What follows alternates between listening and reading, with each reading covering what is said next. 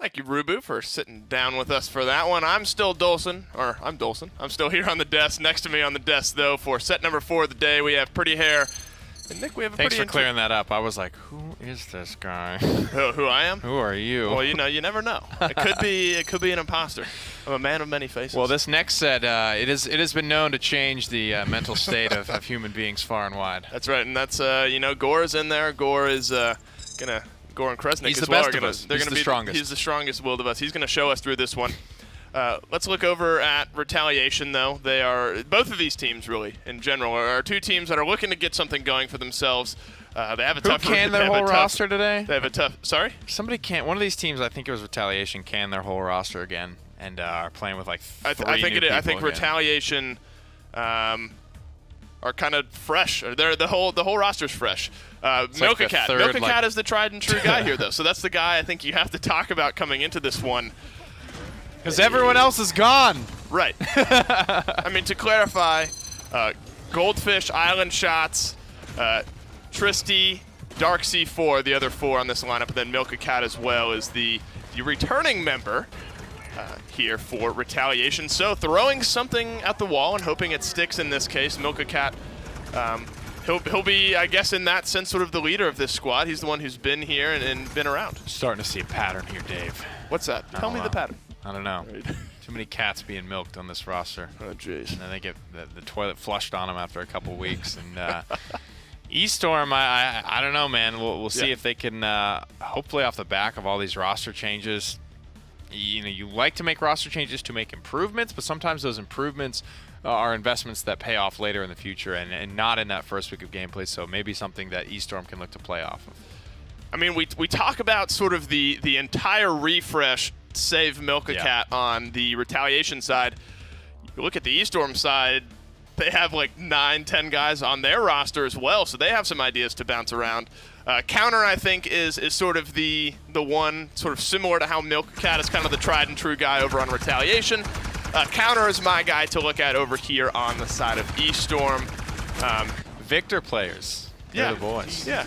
I mean, that hit scan, like playing whatever it is, Victor, Vivian, Tyra, Talus, your tracking star, your carry, your guy that is going to be looking to do most of the damage. Kind of like the characters Soldier Bot was playing. That's what it looks like Milka Cat and Counter. That's the sort of role they'll be looking to fill. I mean, in reality, this is going to be, I think, an interesting matchup just to see how the roster changes from both sides kind of come to fruition here. I mean, Retaliation going with the clean sweep sort of mentality. Yeah. Let's clean house and redraft our top 4 picks. Ride together, die together. Then E-Storm, I guess, ride together, die together. But it'll be interesting to see. I mean, I think if you're a betting man, you give slightly higher odds to the side of E-Storm since they have, well, more players that are used to playing together in this case. Retaliation, though, I mean, we just don't have really film to go off of in this case. They have some players that you would probably recognize their names, but really playing together, we're just unsure how that's going to look. Brand new squad here yet again. Like we said, this team has pulled the plug on a couple of rosters at this point in the phase. I think this is like their at least second or third full reiteration of the roster. Vivian will be banned away first, followed by Torvald. Yep, fairly standard stuff here through the first couple on Brightmars. Don't expect much funny business between these two teams. I expect them to prioritize comfort picks rather than like what's best in the matchup on paper in the moment. Because there is, I think, going to be a lot of discomfort in this set, and so you want to go with what you know. I absolutely agree, and this will be a learning for us as well. Some of the new players, some of the new names, kind of seeing what they're comfortable with, what they enjoy playing.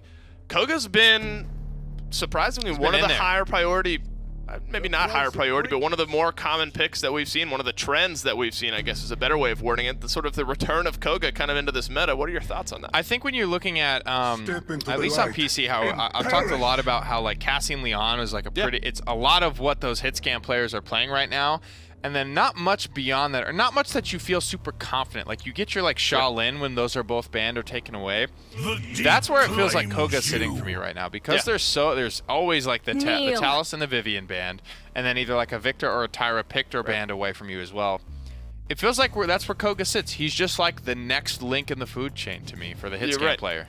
I mean, they're prioritizing him very high here, even over the Makoa and the Leon. So they'll snag Koa right off. or Koga, excuse me, and Makoa. So a little combination of the both. Atlas still around. Imani and Makoga, right. Sky is going to go as well here. She's been a pretty popular, I guess, flank. If you're going to go the flank route, Sky's kind of the way that you seem to go here here on console. She's kind of right in there with Koga. Like, definitely viable, but a little bit more of a niche pick, and it's almost like it matters more about the player playing it who is like going to go out and say, I want X in this situation. Now, she does have the on-paper matchup into the Makoa, which is fine and well, but I talked a little bit about that earlier, how it's like, yes, on paper, it counters the big number, but more often than not, a couple shots from Makoa and a hook and then a follow-up shot, it's like, you can still win that 1v1 on paper. And even despite all that, it's so rare that you get in a vacuum 1v1 with this Makoa. So it's a comfort thing to me. It's not exactly like I need to play this matchup or we lose the game. I think that's a fair way of looking at it. We have the lineups locked in here. Game number 1 set to get underway. Send it down to the casters. I mean, this is looking kind of like I want to say one-sided draft overall. I think is the best way to put it. I mean, the Koga first pick, strange. But I think Retaliation's draft ended up looking really nice. I mean, you still get Makoa and Atlas on the one side, though. Leon picked up there. The Maldamba, who doesn't have a high pick rate or a very high win rate right now. But a lot of things that weighted, I want to say, on the side of Retaliation. It is Bright Marsh, so Sky is probably going to be the one to kind of keep your eyes on as in terms of performance as to whether or not she can change the game. Yeah, I agree. And absolutely, and because there's a con on the same side of the Sky, the Makoa won't be able to run half shell or pluck. To negate the ability of that debilitate as freely. Yeah. Because, if you Ancient Rage without Leviathan, you're just going to get overpowered. Your ult is useless, And, well, admittedly, also, if you Ancient Rage and Sky's just alive, that's usually you're going to lose your 10,000 health pretty quick. You're pretty much screwed in every way you can. But you'll recognize most of the names. Counter, this time around, normally someone who I, in my mind, equate to Victor is going to be on the Koga. And then Island Shots Milkacat, the two names you will absolutely recognize on the side of Retaliation. I recognize Dark C4, and I don't know why, but a couple of other players that are coming in that are just trying to figure out what exactly they're going to do. And last time they won, so maybe if they can keep up this amount of pressure, they're going to do so well. Oh yeah, a really interesting 5-stack on the apartment side from Eastorm. Also, I don't know if you noticed the Koga's just sitting on the rooftop spamming down, trying to be away from any cleaving AoE damage. Getting some decent poke, but not enough to be able to get away with the value he had. Sky coming in from behind though right now. On the Leon, they're not turning in time. The Damba just realizes avoided the stun. The entire team has to back up. This guy's putting on so much pressure. But to see the thing about all that, it doesn't even matter, right? It's not even for the kills that they're going for at this point. It's corralled. Everybody's back here. They're sitting as far away from the objective as you can. The wall's going to go up, but everybody on Retaliation, there's plenty of room to play with. This is the kind of thing, if you're going to make big roster changes, this is how your team has to come back the next week. Yeah. You have to be able to do that at the very beginning. Whether or not that holds up for the rest of the set is yet to be seen, but that's a really good way for Retaliation to start this off. That was a great sync. I do find it interesting how much these console teams are kind of grouping on the apartment side, 5-stacking that. I mean, they don't have a point tank. Neither do Retaliation, but they just threw their generals on the point. Got the cap time while they were shoving in the right side. And that's actually one of the things we've seen. You're mentioning maybe sending at this point 5-stack on apartment for Eastorm, but normally that's like a 2. Maybe you send 3 people over there, and then 3 people are kind of assaulting the point in various ways. And that made it, I think, a lot easier for Sky to just be like, okay, cool, I'm gonna get some poke over here. You're gonna have to hide from me, much like they're trying to now. And then the minute you back off into the actual apartments, I'm just gonna loop around the other side, and I'm gonna come in and clean you all up. This is clean from Retaliation. Absolutely. Absolute, complete, classic Bright Marsh snowball domination. This is textbook Bright Marsh. And absolutely. I would say if you're a team, if you're wondering, how do you tell someone's, really feeling themselves, when they're ahead in a map, they used Overpowered and they used their Immortal, towards the end of the round, right? Yeah. Things you didn't need. A 0-kill round for Eastorm, or if you want to look at it in a more positive light, 0-death round for Retaliation, and they're top 2 on the damage charts. What's the thing that stands out the most from Retaliation for you right now that's giving them such a huge impact? I think the tank pressure is doing a lot. I mean, Nando, I think he's underrated kind of across the board between PCL, PML, PPL. And they're showing that he can just stand in your face. He doesn't care. With the sustain from Brand, how that stacks, his shield, the ability to, at least on PC, to moonwalk out of a fight, keeping yourself completely protected. They're showing how much pressure you can put on. I mean, he's tied for he's second. Him and the tank are both tied for the same Olymps. They're putting on the same pressure. And this is actually part of the big thing. Once the wall is up, yeah, you have to back off a little bit, but Fernando still has a really big shield. Going to be dashing in onto the point, try to get some objective control, but it's going to be that fireball that does so much. Island shots with the kill onto Ochada, and now they're just set up for more. Ancient Rage in the face, going to try to do whatever he can, but I love the call. They just ignore it. And if you hook a con when you're an Ancient Rage, you're basically just saying, I feel like beating on a shield for the next, you know, indefinite future. around. Yeah, I have some time booked up. I think I'm going to beat up on a shield whenever you're free, whenever I'm free. My people will talk to your people. I'd really like my damage to do about as little as I possibly could for it, because even once you break the shield, he's just going to battle shout after 2 hits. He's going to dash He's away. Gonna be perfectly fine. And because of that, you see Retaliation not only eat the ults, they return everything in terms of kills. No banish coming down or exiling coming down from Atlas. No enlightenment used, and everything else that came out wasn't enough to put E-Storm on the point. So Retaliation now lead 3-0. And man, I'm going to go ahead and tell you, compared to the last time these two teams went against each other, this is a completely different performance. I mean, I watched it a little bit, but I didn't watch because I heard that there was a lot of roster. I didn't watch the whole thing because I heard there was a bunch of roster changes. And I'm like, oh, I don't want to prep myself for the wrong team. I'm glad I didn't, because I didn't come into it with any you know, predisposition about the team.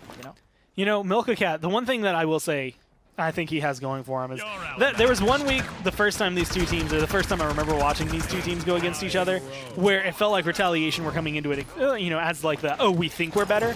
And because it was 3-1, because it was a little more contested, it was a little even.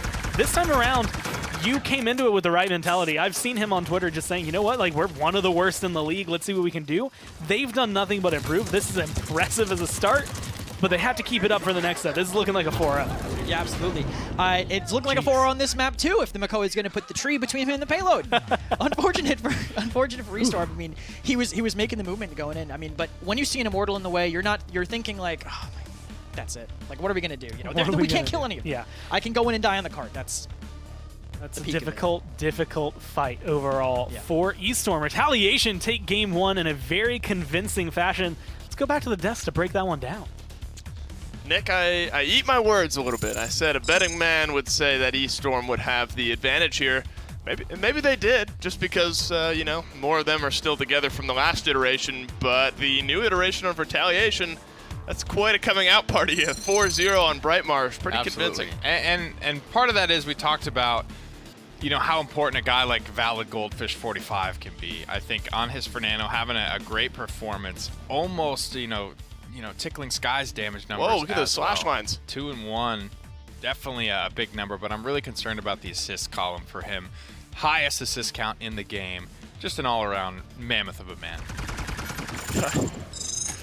The 0, I mean, there was a single death in that game for Retaliation. Milka Cat essentially able just to hang back and free fire the entire time, and that he did. He has the 11 KDA, good for all of his kills and assists. Good for a 4-0 in this case. I will say I've been seeing a lot of the Wrecked Rifle, big orange goofy toy gun for Victor. Yeah.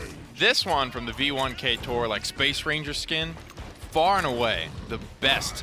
I would almost dare say competitive advantage of a skin. This is the best Victor rifle in the game, so Milka Cat definitely knows what he's doing on that front. Well, you talk about an advantage that kind of transcends the game itself. You're just playing more confident when you're playing with that skin. I mean, the competitive advantage is just look good, feel good sort of deal. And Milka Cat, just put that on display for us in map number 1. Map number 2 is going to be Jaguar Falls. So sort of a similar play style, a little bit different to Brightmarsh, but sort of similar, and if that's the case, it bodes well for Retaliation. Yeah, a lot of line of sight breaks, slightly longer lines of sight in between those breaks, however, and you're absolutely right. This is a very similar flavor map to what we just watched, so Retaliation should, in theory, be able to take this one again. And we talked about, you know, you could be together longer, and maybe that has some merit for you, but when you make these big sweeping roster changes, it is, I assume, with the intention of becoming better as a result. Absolutely. So Retaliation, finally one of those roster flushes maybe working out. At least it's good for map number 1. I mean, for now it is working out. We won't jinx it. In a big way. 4-0 for them. And they're going to get the Talus as well. Talus, I think, has been banned all day. All day. At least we haven't seen a single Talus, so if it wasn't banned, it just wasn't picked. But I think it's been pretty consistently banned the entire day. Makoa as well. we have seen a lot of Makoa. I guess that's just sort of a difference Yeah. in meta Yes, choice. sir. But Makoa's been coming through a good bit today, as well as the Victor. So Retaliation, I mean, they got a pretty strong first 3 picks on the board. And this is good if Retaliation can keep taking Victor away. This is something Counter is super comfortable with for E-Storm, and if Retaliation can continue to get Milka-Cat on it, it's one of his power picks as well. So not only do they strip Counter of it, they're going to give it to Milka-Cat every single time. It's a big swing of power. Curious to look at this Talus, though, and see what it can do. It feels like with the first pick, Talus E-Storm immediately want to pivot into a little bit more of a Death Volley comp, going for the Grok Con. That's a lot of like AoE burst healing. They continue to grab it with Saris, but I think there's a lot of potential to punish it with grenades and maybe even a Scorch Fernando. Stuff like that. I think so. I think that's kind of probably the round. Goldfish will not let this stand. All right. Was it Goldfish 64? It's what was it? Livid Goldfish or something like that. It was one of the It is 100% a randomly generated Xbox. Valid Goldfish Goldfish 45 will not let this type of stacking and death. I mean, we stand. joke he had the 1 death in the last game, but he played really well in the Fernando. So you imagine he'll keep up the same sort of trend here. We'll have to see. The map bodes well, kind of in their favor. That's what we talked about going into these picks and bans. Both teams will be happy, I think, with what they have on the board here, but Retaliation, they're the ones coming into it with a 4-0 under their belt. Let's send it down to the casters to get this one underway. Well, it's Jaguar Falls, and honestly, based on the fact that Talus is first pick and Retaliation looked really good last map, I'm feeling a little scared for E-Storm coming into this one. It seems like the Storm might be coming to them. Exactly. I mean, Talus, I obviously have not been on the receiving end of a console Talus in a console game, but with the amount of banning he's getting, I can take a wild guess and say it's going to be pretty dominant. Soul Collector actually coming out from the other side. I know it's pretty common as like maybe they're switching. We'll see. Is that Agony to... Okay, interesting. Agony, I'm assuming to stun out the Talus if he dives with Saris, but I think the Talus might be able to get the kill first. Yeah, honestly, I think we're going to see that more often than not. Island shots coming around, and that's just beautiful damage. You might die, but you still set it up really well. Untitled Games going to get credit for that kill, and maybe that's going to be enough to offset this. I mean, that's a 4v5 immediately, but hey, you have a fallback plan, and it's Victor. Yeah, I mean, Victor and Talus, it's such an overwhelming amount of damage. This Saris is just going. Carry me counter. Yeah, just Saris is just walking at them on this Agony stun. Resilience will deal with it a little later in the game, but right now, I mean, you're not gonna, you don't have that, you know? Deading before having all the charges, unfortunately not getting the maximum value out of it, but that's a stain the game is obviously gonna help a ton. It's only going to be able to help a little bit here, and I'm actually curious now to think about Grok, because counter-playing Saris is not something I expected to be able to come through. He's going to be one of their mainstay DPSs, who has been flexing around for a little bit, but it doesn't seem to be buying them too much room. Both supports taken off right there. Tristy does fall on the Victor, but it is control still for Retaliation. Milka-Cat standing on the objective. Some good shots here from Ochada, but it's still not enough to take him down. Fernando's just running around, staying alive the entire time. Now has the Immortal fully charged up. There's a Dread Servant just to buy some room, some space, some time, and now they're sitting at 90% in charging as they get a couple more kills. The Tempest comes in to try to speed them in, but all it does is bring them closer to Ochada, at least closer to his death. Undulat's still holding here on the right. Contesting, they do have cap pressure, but the tanks have managed to get out. They just need to re-heal and stop. Okay, it's probably not worth it. The healer's on his way back now. They could get a retouch. Nando will probably have to do it with the Immortal, but he's going to have to get healed up first, or else he's not even going to make it. I mean, he's going to have to go through. There's going to be a Convergence thrown back. That's going to be 2 kills. E-Storm are the ones who take control of this, and again, it comes down to what you were saying. The front line's not in a position to run in, get the touch they needed to, not healed up to the point they needed to be, and of course, when you lose control, you lose the objective. E-Storm now leading the way, going back and forth. But this is, if you're going to punch, this is how I want you to punch. It needs to be hard and fast, and it needs to be E-Storm like taking this over. This needs to be a 2-0 for them to be able to say, or for me to be able to say that they're still in this against Retaliation. Yeah, exactly. But this is huge for their mental game, you know? You lose 4-0 as dominantly as just happened, where you get 1 kill the entire game. Next game, if you don't win the first mid the next game, then you're like, immediately people are just like, our draft stinks. We all suck. There's no way we can do this. Like, everyone just, you know, emotionally. So it's really good for them to get this push going forward, I think. I'm trying to keep your morale up. I mean, of course, it's going to help a lot if you can get a kill onto Dark C4 right here. You run into the corner. This is perfect for Grok. Everyone's grouped up, and a Shock Pulse just means you'll bounce through. Of course, it also means the healing is going to be really nice. And the one thing that's kind of catching me off guard is the fact that, well, the Agony Saris is actually paying off dividends overall compared to them. You're going to have Tristy get taken down right there as well, which is making it so much easier not only keep this payload moving forward, but Talus on the other side is almost perpetually locked down. He hasn't really been able to have any huge performance. Here goes the ult, and it's not even going to get the knock off the map. Gets caught on the ledge. Oh, the ult hit the bowling ball. He wanted to get the follow-up punch. He just gets caught on the ledge. Yeah, oh my god, the Ancient Rage coming in to clean up too. Oh, after that. Oof. It's crazy. Thankfully, that didn't cost them the ult for their sake. But actually, one thing about the Agony... was such a turnaround. Sorry. Well, sorry, it's okay. One thing about the Agony is it doesn't actually impact her, other than like Mortal Reach, but she was holding Soul Collector at the start, maybe. But between Agony and Soul Collector, her healing is still the same. Her healing is relatively unaffected. And the Grok actually is running a Gale build on Maelstrom. So he's running Maelstrom, but he's running Totem resets. So he can still get... He's basically playing heal Grok with Maelstrom Pressure. And that's actually the thing that caught my eyes. Untitled Games is the support for eStorm. So if you're wondering, this is supposed to be healing for the Grok. Saris on counter, again, one of the mainstay DPSs. And that's why it kind of caught me off guard coming into this. Counter is not the person I would ever think to see on top of a Saris, especially in a matchup like this.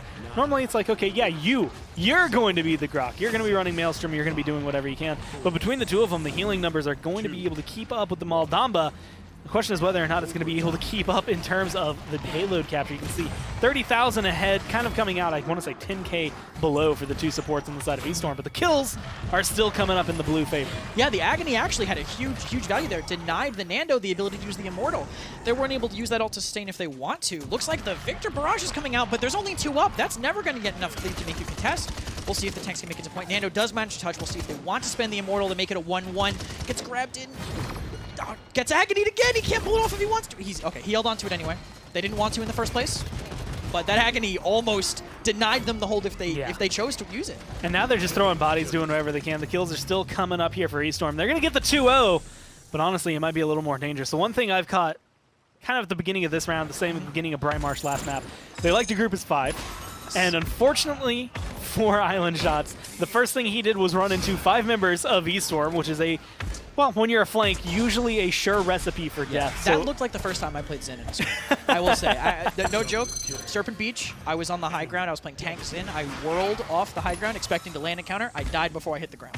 Yeah, that'll happen. Should not have played Zen against a PPL team for the first time. If you're looking at 2-6, 3-7, the 2 DPS here for Retaliation, it's just changing that initial fight. And I'm actually wondering if maybe you loop around, instead of Sachi side, go for, I guess, Cliff side overall, go into the dark room over there, and just try to get some control, since you know eStorm is going to rotate as 5. If anything, just split your Talus. You know they're going to be clumping pretty hard. You could probably just find an off angle. Looks like they're going to stay pretty similar. He puts the portal down right in front of the barrack.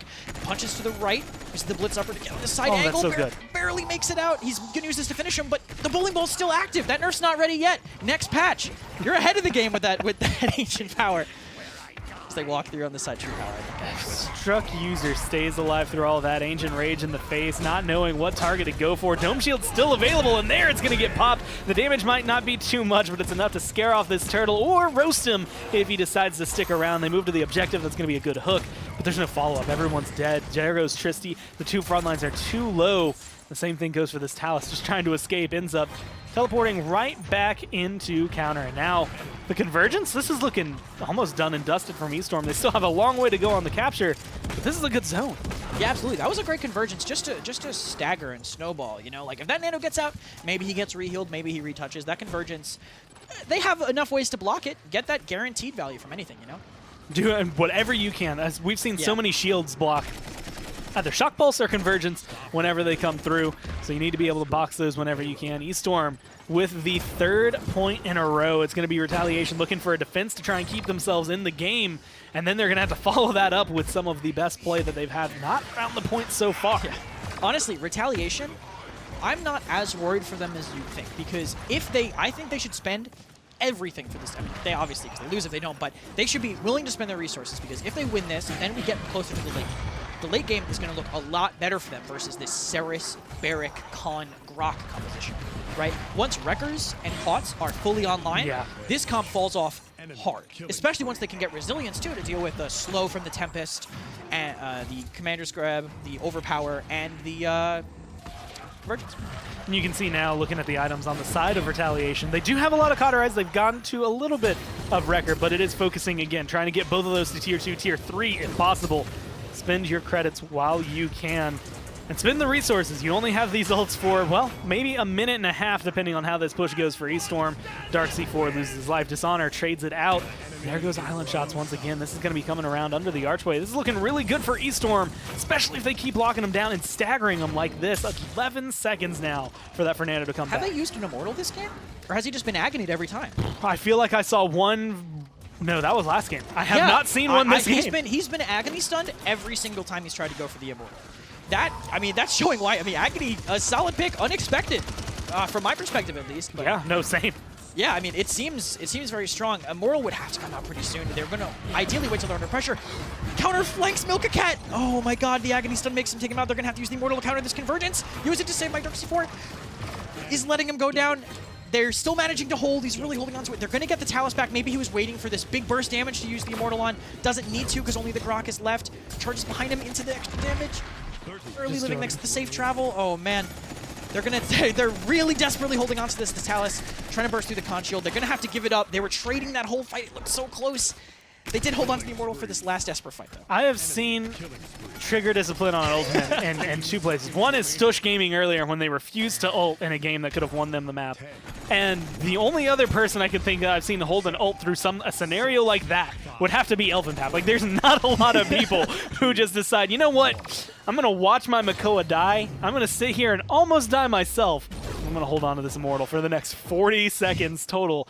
Comes through, still has it, and they are also going to have the Ancient Rage coming into this. So maybe looking pretty good coming into this. They stay alive in the game, which that was their goal 10 minutes in, and now they're going to be able to look at, you know, maybe some unfortunate slash lines, but better itemization, which is what you were talking about during that last round. This is where it's going to make the difference, having things like the Wrecker and the Cauterize to deal with the double support, double frontline. Yeah, I think, and now they can kind of keep, now is the point in the game where they can keep the Talus with them. I mentioned it before, how maybe put the Talus on the side to harass the backline, but now that he has Wrecker 2 plus the Overcharge, I think it's a little better to team with them, so he can burn through the con shields, burn through the barrack shields. We'll have to see how they decide to play it. If they do, maybe put him on the split this time. Well, we'll see how they set up. Well, I feel like every Ruckus player, when they heard Overcharge with a Wrecker 2, kind of like cringed in thought because they know that their shield doesn't matter. There's going to be the Ancient Rage in the corner, and now he's just going to be piling through the damage. They're looking for a kill, but everyone's running away. The healing is too good right now. Unchilling Games, though, finally going to get taken down. Maybe C4 has traded his life, but he's going to be able to dash around. Trading so far 1-for-1, but the big thing is Retaliation grab objective control for a little bit. Yeah, the Barrack managing to cap in the back line, actually for eStorm, losing a bit of cap, but they pulled back. Barrack got picked off by the Talus. Rotating in, Talus looking for a pick on the side. Ouch. Doesn't have the rune of travel up. Eats an Enlightenment to the face. Hope he was hungry, but now their team is going to have a lot less damage pressure. And maybe because of that, lose the objective. 62%. They have the comeback mechanic, so it's 4% every tick on this objective as opposed to the normal 3. So they're going to be able to stand here just a little bit less time. They do have the barrage as well. Get rid of the turrets, get rid of the healing, get rid of the barrack, and you're going to be able to set this up. That's 4 clean kills on the side of Retaliation to open this one up, give them a point, keep them alive in this game, and potentially push eStorm back to the base. I'm just saying, you're talking about trigger discipline. He still has not used that Immortal. That is a bold strategy. Hopefully they only can use it when you need it. They haven't needed and it sometimes once. Don't even use it if you need it. Well, actually, they had a really good setup there once they had the picks. If the Barrack had chosen a Dome Shield on the point, that barrage would have effectively hard countered. They pretty much had that capture in the bag. And like I said, this is going to look a lot scarier for eStorm now. And admittedly, in my eyes, it might even be more useful to keep that Immortal, because now barrage comes down, you get a couple kills. Maybe if you make it through this archway as fast as possible, that Immortal comes up, you can use that on this last little push, around that last corner where it gets very dicey. eStorm will walk out, just see everybody here. Unfortunately, they're not going to see Island Shots. They're not going to see C4. That's 2 good kills. It's still 1 minute and 45 on the clock. Yeah, and they have plenty of time to back up and regroup. They're going to try to chase, but only the Leon really has great long-range poke. They manage to make it around the corner using the Nando shield to heal themselves back up a little bit. They are effectively completely reset. And now, actually, the far right is open. They're all staring at this 3-stack. There might be some room on the right. If they chose to take it, looks like Island Shots instead will regroup with the team. Probably wanting to use his Wrecker to burn through the con. Blocking them from victory. I mean, this is that awkward point. There's so many shields, so many good targets to try and burn down.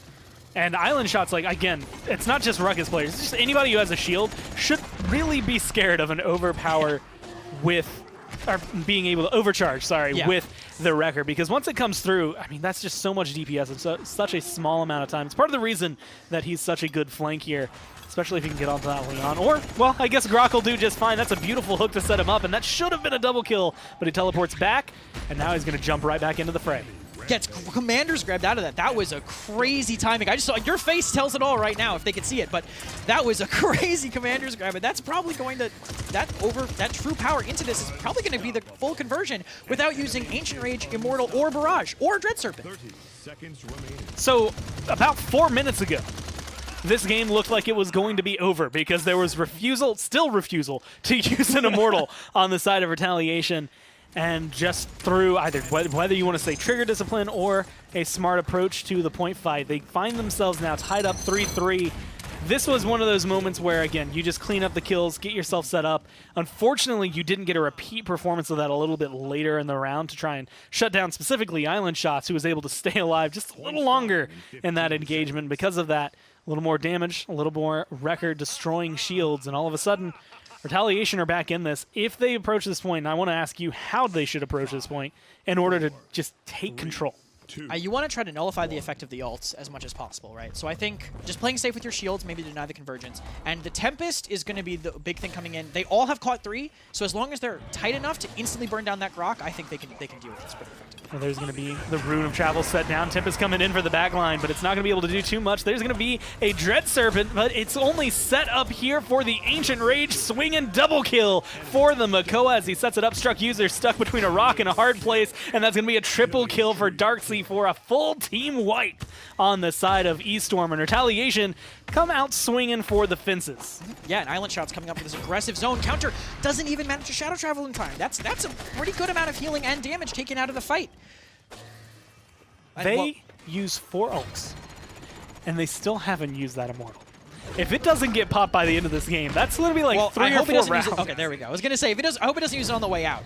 We'll see if he manages to pull back. He was aggressively zoning on the side. They might manage to get through. Hook on Leon. She uses the Enlightenment just to survive. Darksea 4 gets the pick on Struck User. As the Ceres is capping, trying to dive Milka-Cat, managed to avoid the stun, but Makoa damage too much. Just the Grok staying on the point at this point, buffing his own stats. Just pop it for the hell of it, man. 99%, you're going to control it. He throws it out there, spins around with the flames going. Retaliation. 360. That was probably the most precarious situation to be in. Yeah. You're down 3-0 this point. The payload is almost converted for the 4-0, but they hold through. They manage to keep up with their, I guess, own zone and their own use of ults. Let's go to the desk to break that one down. It was almost a mini reverse sweep within one specific game. Seemingly on the edge of defeat was Retaliation there. Then they flip it on its head, and they take our second game here in set number 4. Now they're Retaliation, the brand new roster, clean, fresh out the oven, except for Milka-Cat. They're 1 game away from taking this one. Yeah, there's definitely merit to what eStorm did there, and I think when they saw that first pick, Talus came out, they were right to sort of transition into a tankier, more deathball style of composition. But there was still just so much to get done. I think hanging in there was really the theme of that game. Retaliation just had to hang in there, and this is one of the best examples of a composition just falling off later into the game. The cauterizes, the wreckers, simply too much to fight back from, and a lot of value for these Ancient Rage. I think Darksea 4 was a big part of why they were able to hang on, because that ultimate is just so good at W-keying your way through a fight that isn't necessarily the greatest circumstance. Like this. What else is there to do besides Ancient Rage and just start walking? Just chasing down the feared up members of eStorm in this case, and just shy of 100,000 damage. Probably 1 or 2 shots. That's pretty big on a Makoa getting that close. That is big. Lots of damage here for my Darksea 4. So the Retaliation lineup, I mean, again, at the moment, looks like they've made some of the right changes. They're obviously showing that, you know, Elevate, that might be a bit out of reach here. They're probably the one from the region that's going through, but we want to stay competitive. We want to show that we're here to play, and they're doing just that here today. Frog Isle for map number 3. We had a 4-0, we had a 4-3. Maybe Frog Isle will fall somewhere in between. I think Frog Isle definitely has a lot of room to do a little bit of what they did on Jack Falls, which is make just those good adjustments, high-value stuff here. Snipers are a big part of what these drafts consist of, and if Counter can get himself on something to carry the game that's not Agony Ceres, maybe there's a little bit more that he can do. That was a Bit of a strange selection there that he runs this damage there. It did a lot of damage, did some pretty good healing, but I think you want to just kind of go all in on this guy with a more of a hyper carry type of pick. They're going to get the Grok over on the opposite side this time for Retaliation as well as the Victor, and I think that was a really good pick last time. You kind of pointed out a couple things where, one, Victor's a high priority pick anyway, and you're taking that for yourself, but also getting counter off of one of his stronger champions, sort of that 1-2 utility punch, I guess, for the Victor pick, and I think that was really good, really well played by Retaliation last time in picks and bans. They do the same thing here this time, so looking maybe to replicate a little bit of that success yet again. Yeah, and getting a little scary here. Eaststorm have two very aggressive front lines that do well with Genos, and there's so far not a lot of mobility. It's a lot of just heavy backline type of picks coming out from Retaliation, so they're at risk right now of just getting pushed and bullied out by Makoa and Ash, to the point where I don't even feel like I really need to see what Eaststorm pick for damage. Retaliation need to find some way to slow down some of this pressure. It's definitely tough to push into that Talus, but Talus on Frog with no Torvald can be a little bit difficult to pull off. How do you feel about like an Atlas maybe on the side of Retaliation? Maybe send some of that aggressive pressure back in time a little bit? Yeah, that could be one way to do it. It's just a matter, it's a hard character. They just have the what looks like is brewing up to be a solo heal Grok right now. So Retaliation, I don't feel like they've put themselves in a position to maybe pick up a second frontliner. I think they might be grabbing another support here. Solo heal Grok would be very, very difficult, and I'd be surprised if they went for it. They're going to go for it. They're going to go for it, and they're going to get the Fernando instead. So last game, the joke was kind of that Valid Goldfish 64 did not use his Immortal throughout most of the game, but they won anyway. Maybe the storyline this time. Only one sniper, though, and that's on the side of Eaststorm. Yeah, they don't really have a lot to get aggressive into this Eaststorm backline, so Leon and Strix could potentially just be sitting back with all the space that Makoa and Ash created and teeing off. This is a scary draft for Eaststorm. Definitely some scary drafts in the books, but looking for a clean 3-0 or Retaliation, send it down to your casters to get it underway. A lot of pressure on this Victor and Talus to try and get into the backline there and deal with Eaststorm. But if you listen very carefully, you might still be able to hear Goldfish holding on to that Immortal. You know what would be really good to help your backline live through a dive? You know, one juicy Immortal. Maybe. It's possible. It has to be juicy, though. A regular Immortal won't do. Yeah, it better be sopping. No, maybe too far. Just keep it regular juicy. Doesn't need to go any further. No amount of, I don't know, wetness. One thing about the Eaststorm veer to the left. One thing about the Eaststorm composition that I actually wanted to mention, they have a kind of mismatched composition, right? They have a Genos. I mean, Genos is good anywhere. We don't need to even talk about the Genos. He's always good. Makoa and Ash, which on Frog Isle is a super, super hyper-aggressive composition. With Strix Leon. And your Strix isn't really going to move. Maybe he can speed boost up with the stealth, but you have a really pokey backline, really aggressive tanks. Retaliation could abuse this by waiting for them to come in, but it looks like that is not what they want to do. Meeting them right in the front, using that CC totem to deny any hook aggression. Managed to get the pick on Struck User with that burst from that first overcharge, but counters, takes down Island Shot. And that's exactly what you're going to be looking at. Island Shot's going to have probably one of the more awkward games because pretty much everybody on the side of Eaststorm he can deal with. Maybe not Makoa and Ash as well, but if he gets past those two, Leon, Strix are going to be very easy to burn down. 2100 health is not a lot. You might even be able to do it from range, as you see Victor doing right there.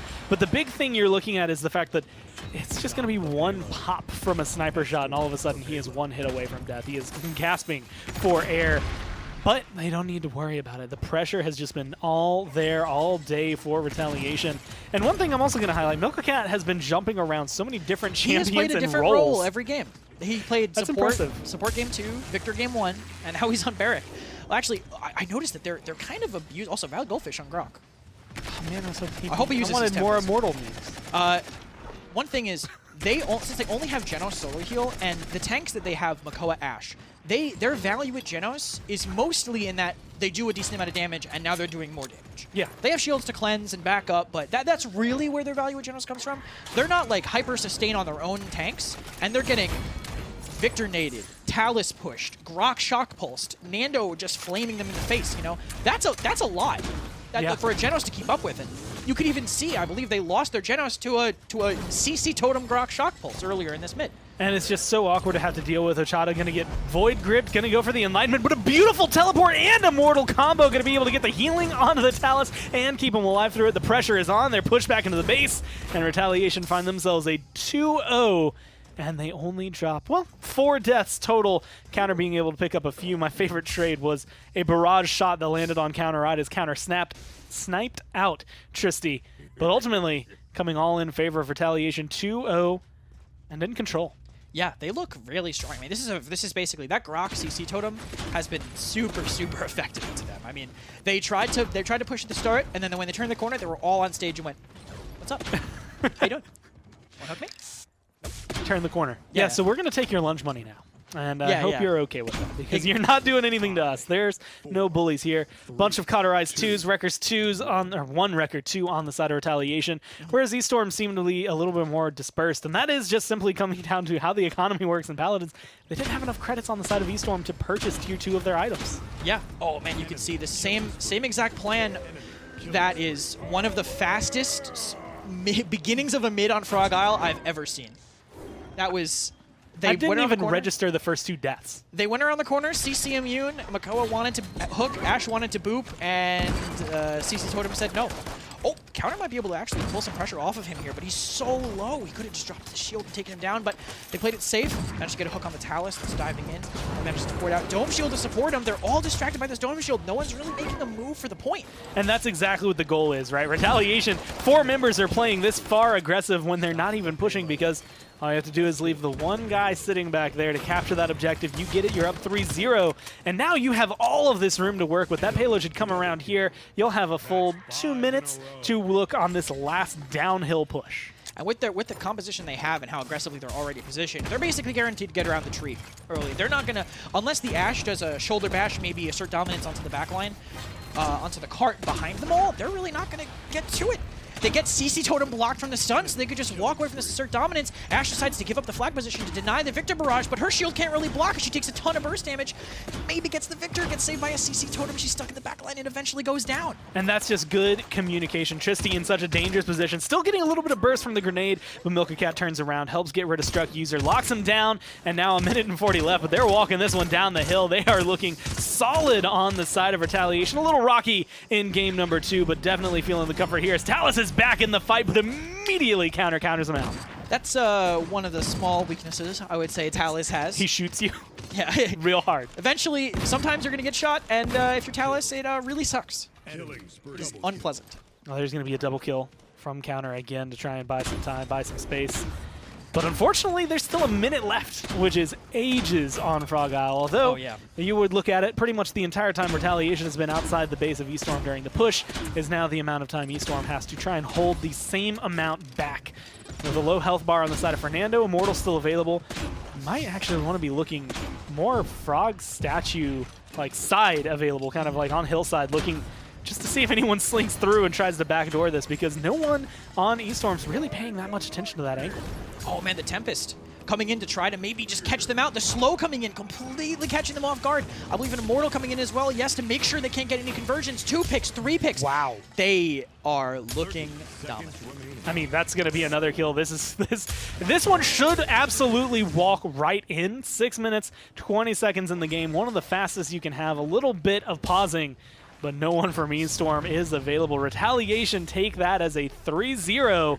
And I mean, that was just clean. Like, I don't even know how to describe and break that one down. Those were just great executes, you know? Like, if you have a plan and you execute on it well as 5, I mean, it's so hard to do it. The Tempest into an Immortal, into just great focus fire, Talus Burst, it was just very solid. Well, hey, thanks for joining us, Kresnik. I mean, that is the end of the set and the end of the day for you today. Although I think you're coming back tomorrow for the minor league, so you can always tune in tomorrow. See you on desk, probably casting again as well. But surprisingly enough, Retaliation and E-Storm go by like that. Let's go back to the desk to close out the day.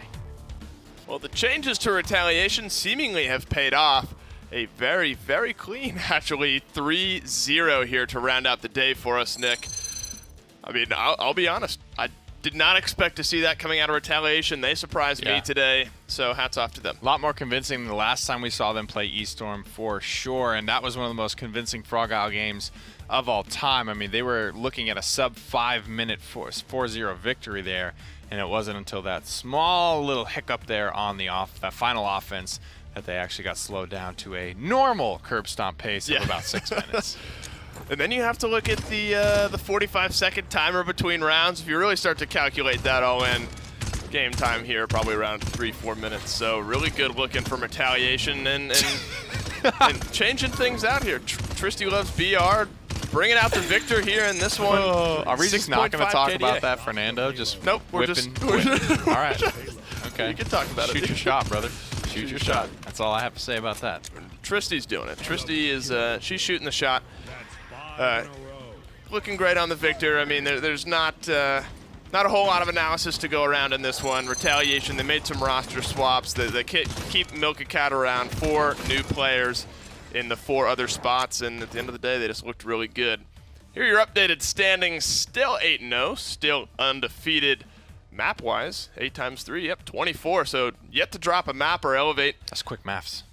You know those timetables that you do in elementary school? That's just something Dave brings here, man. Just something I bring. That's just I bring the quick math. But this region's locked up, kind of looking like it's looking wrapped up for the day. Let's look at the schedule as we look at next week's matches that we'll be able to see. Or excuse me, this week's schedule. Aaron Miner takes down Stush, Flashpoint with a 3-0 as well. Cyclone. Wow, only non-3-0. Yeah, I was gonna say. Thank God we caught that one. I know. I was about to. I was about to go down the list and just say 3-0 for everything, but you don't need me to. Everyone winning 3-0 big here today. And yeah, Aaron Miner Stush, the only one that was in any sort of contention, I should say, for the day. But some interesting storylines coming out of it. I think sort of the beginning of the day, seeing Stush take their first win here in the PCL is a big thing to look at. And then the end of the day. But honestly, the best Retaliation that we've seen. Absolutely. I think it's good to take a look forward as well. This will be the Week 10 schedule. Flashpoint versus Stush, Aaron Miner, Arise, Cyclone Bust Down. That'll be a good one. Yep. I'm playing offline, though, unfortunately. We'll watch Viral and the Radiant Boys. I feel like we haven't watched an Elevate game on broadcast in, like, I'll give you a quick hint. I don't even remember the last time. They all end 3-0. I don't remember the last time I watched those guys play on broadcast. Or Onslaught. I think, been a while.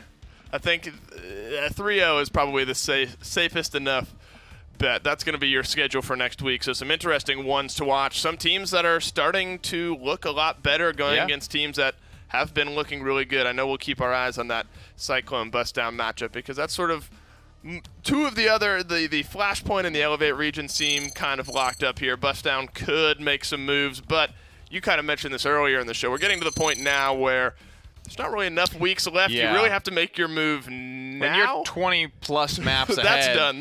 with only 3 weeks left of play, you could get 3-0. You could get just DQ'd every single game, and it wouldn't matter.